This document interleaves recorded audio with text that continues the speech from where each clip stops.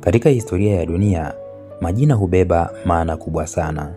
Wakati mwingine jina linaweza kuwa ishara ya utamaduni, utambulisho au hata siasa ya taifa fulani. Kwa mamia ya miaka dunia ilitambua nchi moja ya kale yenye ustaarabu mkubwa kwa jina la Persia. Ilikuwa ni nchi ya wafalme mashuhuri, mashairi ya kale na himaya kubwa zilizotawala sehemu kubwa ya Asia na Mashariki ya Kati. Lakini mwaka 1935 dunia ilishangaa kusikia ya kwamba taifa hilo sasa linapaswa kuitwa Iran. Je, nini kilisababisha mabadiliko hayo? Je, jina la Persia linatoweka kabisa?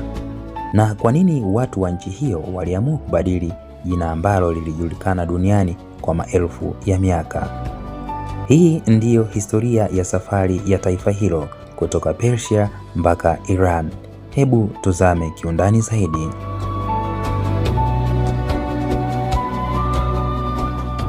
Historia ya Persia inaanza maelfu ya miaka iliyopita katika ustaarabu wa kale wa Mashariki ya Kati.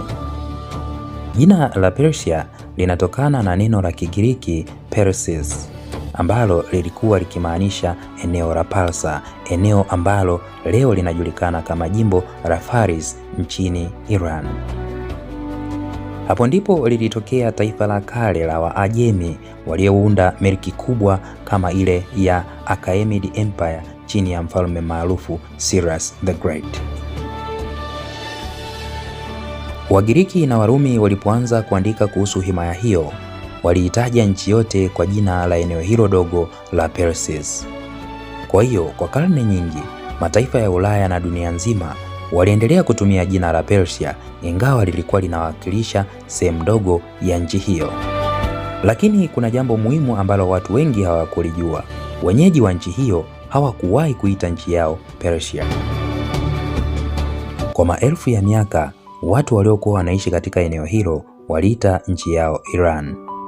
Neno Iran linatokana na neno la kale Aryanam, ambalo maana yake ni nchi ya Waarya au ardhi ya watu wenye asili ya Aryan. Katika maandiko ya kale ya Kiajemi au hata katika maandishi ya dini za Zoroastrian, jina hili lilikuwa likitumika kuonesha ustaarabu na jamii ya watu waliokuwa wanaishi katika eneo hilo. Kwa hiyo, kwa maelfu ya miaka, wenyeji waliita nchi yao Iran, lakini dunia ya nje iliita Persia. Hali hii iliendelea kwa karne nyingi bila hata mabadiliko makubwa, lakini katika karne ya 20 mambo yakaanza kubadilika. Mwanzoni mwa karne ya 20, Persia ilikuwa inapitia kipindi cha mabadiliko makubwa ya kisiasa na kijamii. Mwaka 1925, kiongozi mpya aitwaye Reza Shah Pahlavi alipita madarakani na kuanzisha nasaba mpya ya utawala. Reza Shah alikuwa na maono makubwa ya kubadilisha nchi kuwa taifa la kisasa lenye nguvu. Alianza kufanya mageuzi mengi kama kujenga miundombinu, kuimarisha jeshi, kuboresha elimu na kupunguza ushawishi wa mataifa ya kigeni.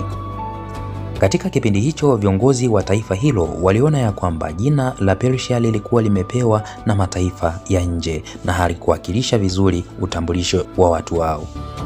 Kwa hiyo, walitaka dunia itumie jina ambalo wenyewe walikuwa wakilitumia kwa karne nyingi, Iran. Hatimaye mwaka 1935, serikali ya Reza Shah ilitoa tangazo rasmi kwa mataifa yote duniani. Serikali hiyo iliwaomba viongozi wa dunia na mabalozi na taasisi za kimataifa kuacha kutumia jina la Persia na badala yake kutumia jina la Iran katika mawasiliano rasmi ya kimataifa. Hatua hii ilikuwa ina sababu muhimu kadhaa. Moja, kurejesha utambulisho wa kitaifa. Serikali ilitaka dunia itambue jina ambalo linatumika ndani ya nchi kwa muda mrefu. Mbili, kuonyesha umoja wa taifa. Neno Persia linaonekana kumaanisha kabila moja la Waajemi, wakati nchi hiyo ilikuwa na makabila mengi tofauti. Tatu, kuonyesha mwanzo mpya. Utawala wa Reza Shah ulitaka kuonyesha ya kwamba taifa hilo linaanza na enzi mpya ya maendeleo na uhuru. Hatua hiyo pia ilisaidia kuunganisha historia ya kale ya taifa hilo na utambulisho wa kisasa wa nchi. Baada ya tangazo hilo, dunia haikuzoea haraka jina jipya. Kwa watu wengi wa Ulaya na Marekani, jina Iran lilikuwa ni geni sana. Baadhi ya watu hata walidhani ni nchi mpya kabisa iliyozaliwa, kama zile zinazotokana na kuvunjika kwa himaya za zamani. Kwa miaka kadhaa, vyombo vya habari na serikali mbalimbali waliendelea kutumia jina Persia. Lakini kadri muda ulivyopita, jina Iran lilianza kukubalika na kuenea duniani.